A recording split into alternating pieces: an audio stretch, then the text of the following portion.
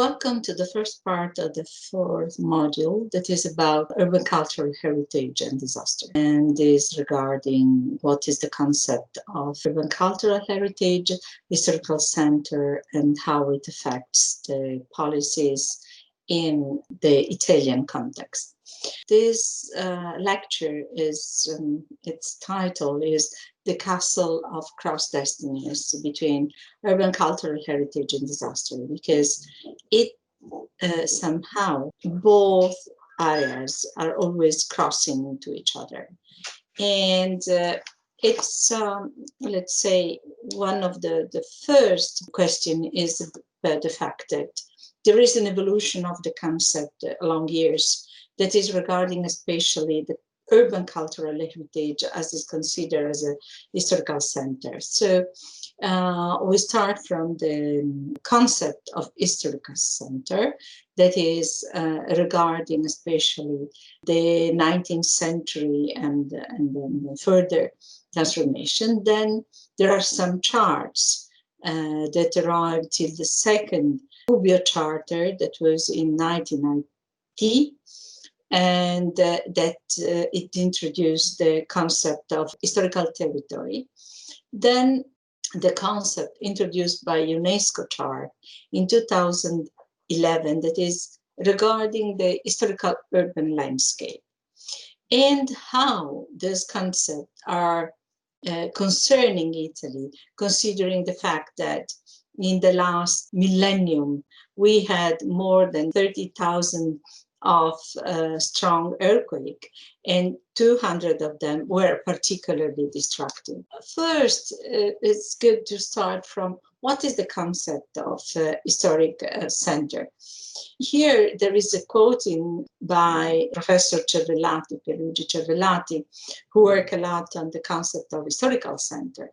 So he said here that especially in the 19th century, that was when the historical center as a concept rise rather than before. Let's say that is regarding the fact that in the century, the city loses or begins to lose its boundaries, and it was growing on the suburbs. And these suburbs are a sort of contracts with the centers. And also the fact that the developments of the new building look at the aggregate of urban settlements as a historical center. So the historical center itself, along years, it became, as you can see here, the representation in 3 maps of the city of Milano. And in the first one, you understand that the historical center is between the boundaries of the city, let's say the walls, the ancient walls, and then it expands outside of it. So what is the historical center itself is something that was defined in the 20th century and through the first charter of Gubbio in 1960 that officially established the concept of historical center. This is when the concepts of conservationist restoration and urban planning were related. And the development of the area that were defined not anymore as a sort of small island that was defined by the historical wall, but with an aggregate that includes also some areas outside of it, was related with cultural, legal, and design development. So this was a statement by Professor Giovanni Astengo. And we have 2 crucial steps in the definition of it. That is the Plan of Bologna for the Edilizia Economica Popolare, that is social housing, we could say in English, that was in 1973. And but before that, we had the Italian restoration chart that defined as historical centers not only the old towns, but all the human settlements with an historical value. And in 1976, we have the Amsterdam Charter, European Charter, that include this concept. So when in 1973, as I said, there was a big plan issued in an historical center that was the famous, quite well-known, famous plan of Bologna. It was defined as Bologna experiment. It got a different award from national level and international level. But I would like to really rather read the description by Cervellati instead of talk about or describe with my words. The Bologna Plan, he wrote, did not have a social mission, but rather urban planning. Stones are not to be used if there are no citizens there. I have never asked myself the problem of exclusively healing the social. If I had, I would have destroyed the principle of the city. If I had to safeguard the most disadvantaged classes, I would have made the same mistakes as I did in L'Aquila, a resounding mistake. Instead, I had to safeguard a social fabric, the neighborhood, according to the principles of Olivetti's urban planning. In fact, the Bologna plan that is always reminded as one of the best development plan for historic center was inspired by the principles of urban planning that were linked with the school of Olivetti. So after, as the development of the first Gubbio chart, then the development of the European chart, we have the historic territory, is the Gubbio chart in 1990. And it updated the concept of historic center, including all the territory, including the society, include the cultural identity. And here we have the definition that is the historical urban landscape that was arrived by UNESCO chart in 2011. And I would like to underline the notion of historic center or ensemble to include the broader urban context and the geographical setting. That it was the Article 8. And in the Article 9, it also includes social and cultural practices and values, economic processes, and intangible dimensions of heritage as related to diversity and identity. So as we define in this complex vision what is historical center, what is historical territory, historical urban landscape, but as represented here in the Brainback book, where you can see Venice, but Venice in all its aspects, the economical values, the values of the land, the agricultural land, the water, the really dense urban fabric. So the representation of it is exactly what is matching with the concept of historical urban landscape. What is important to investigate when we talk about historical center? The first one is to understand the shape of the city and the emerging urban environment problems that are in the reference period. For instance, if the city expanded, if it was a certain level of urbanization, and so on. If there are, again, when we were studying such kind of issues and areas, if there are polar source institutions or mark that period, like UNESCO, institutions that work on it. The charts, if there are some references of document that influence the reference period and the conservative attitude, let's say like in Paris when we talk about Haussmann and the different plans, etc. Then we have planning laws. So the planning laws introduce some crucial aspect for the implementation or conservation of the historical heritage, like in Italy, the law established in 1976 or 1978 and forward. Also, the planning approach. The planning approach is quite important and crucial if we think how we consider the historical center. For instance, if we think about conservation of the urban settlements or if we are looking to it more like morphology or typology, etc. So this is what is important to investigate. The characteristic of this, what you're investigating is, these four main domains. One is complexity, the other is cultural heritage, that is tangible, not tangible, the vulnerability of the area.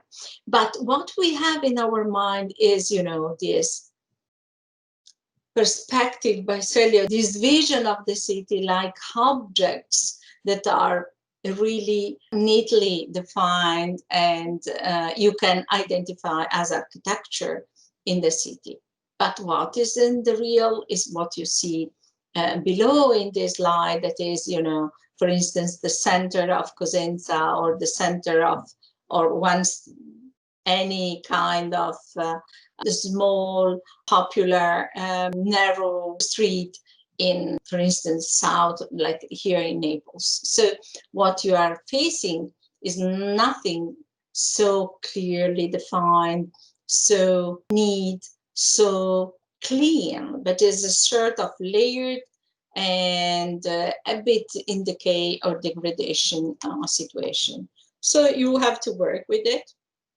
And it doesn't matter what they are, but what we have to remember is that this part, let's say, we have to think about that Italy has a really numerous cultural heritage, but also has a high level of vulnerability in the arts. Our historical centers are located in an earthquake-prone zone, and that puts its inhabitants or their inhabitants and heritage site at risk. And it could lead also to other consequent disasters, because we have sometimes in contemporary, there are overlapping multi-hazards like landslides or volcanic eruption. And if you match it with the fact that we have in some areas an uncontrolled urban expansion, it means that it's really difficult to manage disaster risk.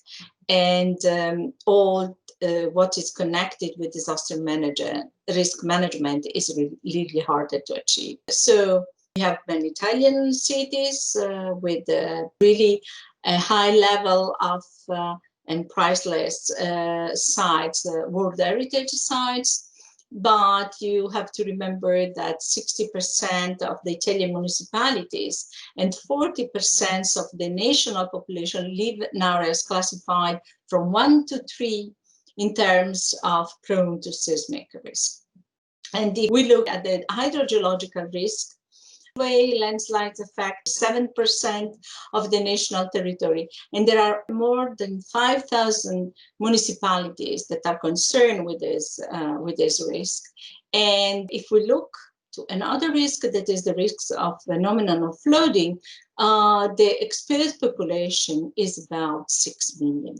So you can understand that it's quite difficult to think that Italy is not prone disaster country, but it has a short memory. As I said from the beginning, we had in the last millennium more than 30,000 of strong earthquakes, and 200 of them were destructive. And show also the history of seismology shows that in Italy, every 100 years, there is from 5 to 10 earthquakes of magnitude greater than 6. And with as a fact, devastating effect in damages on property and people.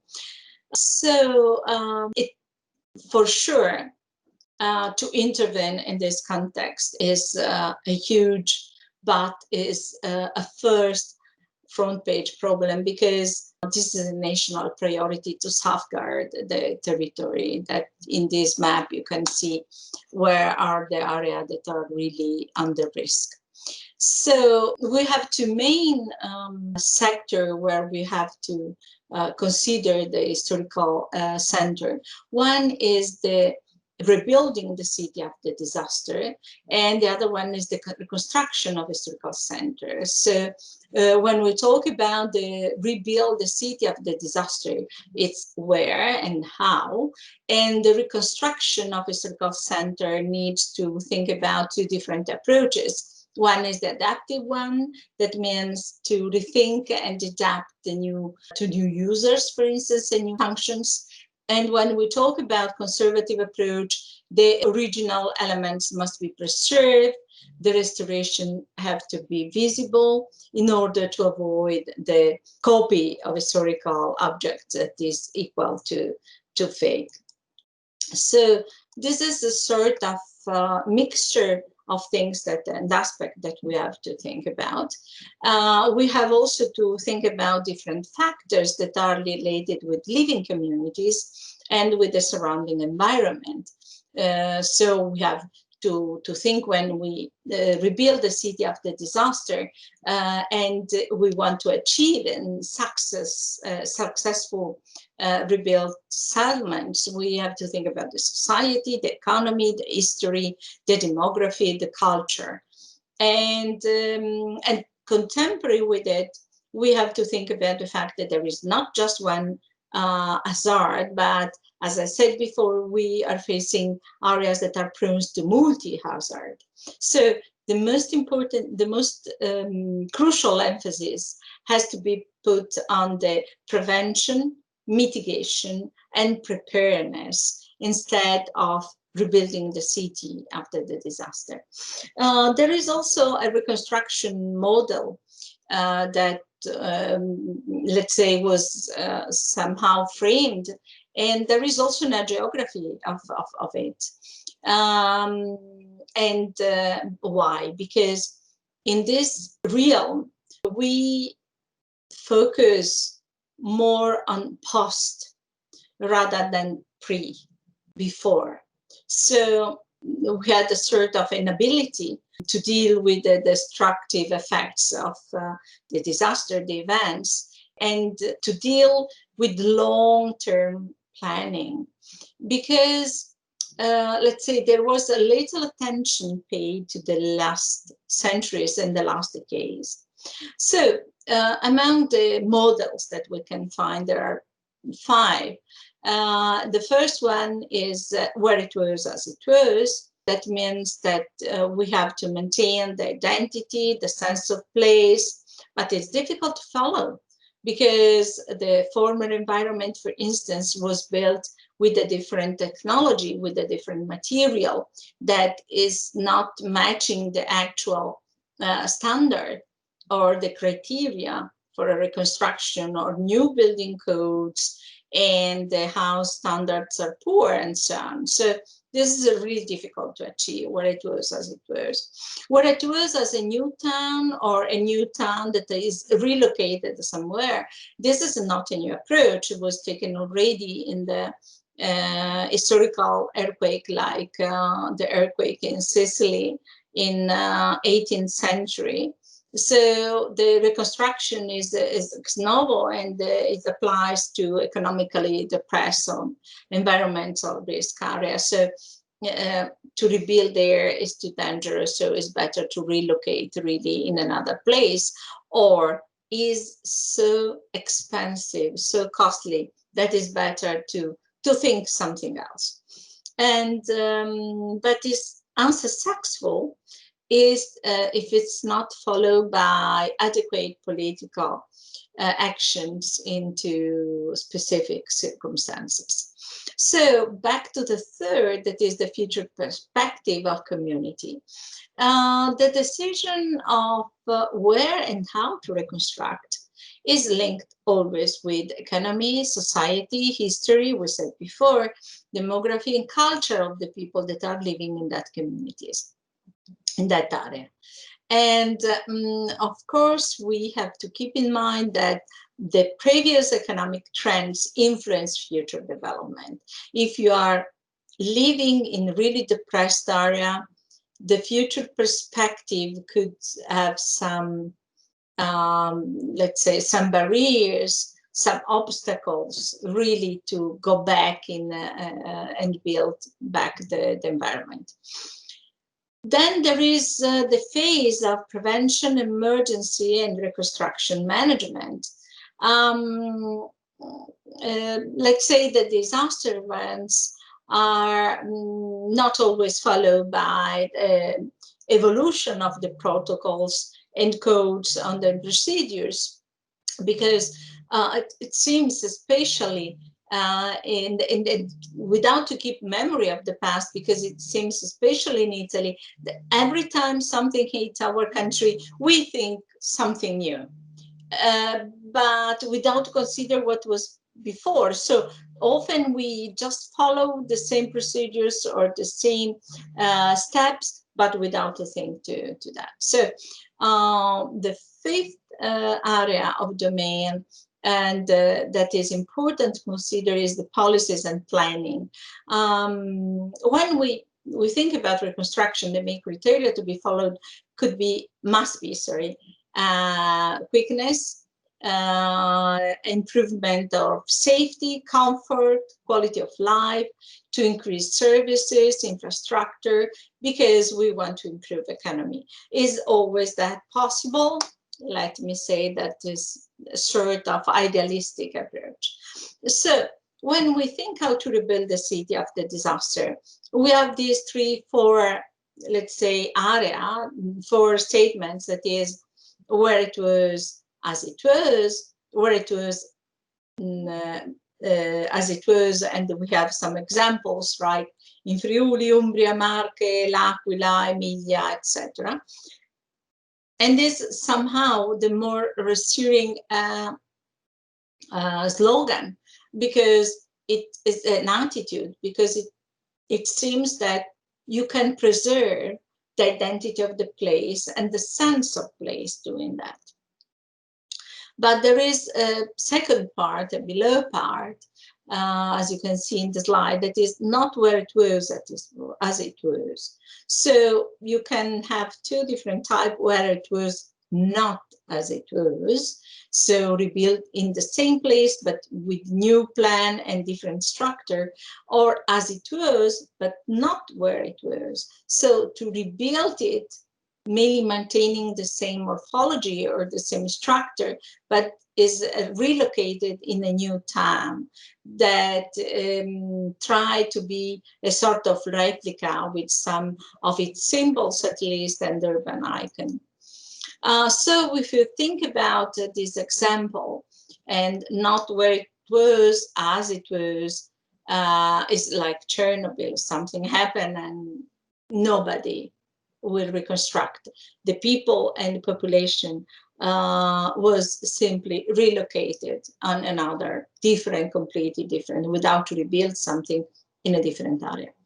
Pompeii is another example, not where it was as it was, because simply it was destroyed and it was never rebuilt. And then there is where it was, but not as it was. And this is, let's say, like in Catania, as I mentioned before, in the 17th century, big earthquake that struck the Sicily region. Catania was rebuilt in the same place, but not as it was, with new conception, new plan. Or Noto, that Noto is a really famous example of a relocated center with a new concept of Baroque structure and morphology. But let me say, it doesn't matter what kind of choice we made, where it was as it was, what kind of model, what kind of follow and steps we are focusing, what we stress more, to look at economy or to look on the policies or in the physical reconstruction. But once the choice is made, we have to remember these four keywords. One is sustainability. Is the intervention, the reconstruction, the rebuilding sustainable? Is durable? It is another word that people doesn't remind so frequent. It doesn't increase the quality of life. a society. Who will live there? Are the local communities back? Newcomers are attracted there by something, some facilities, some infrastructures that can attract them. The economy, you reconstruct it, but it doesn't mean that the area will bounce back to the same situation, and especially if the area was depressed or had some economical problem before. And the resilience. Did the city show levels of resilience before? Is that level of resilience supporting the recovery? And if the resilience was not there, or let's say we have a sort of exhaustion of this level of resilience, how could we recreate it in the city? So, and again, even if we think about the issue of reconstruction, the topic, sorry, of the reconstruction, the issue is what about the previous state. If the previous state of the territory of the land was poor, was in a high level of decay, or with no planning at all, or with bad planning, and with no strategic vision for the city. To analyze some case study from near past can be useful, and that will lead to the next step. So thank you for this time to listen. We'll see on the second step of this module.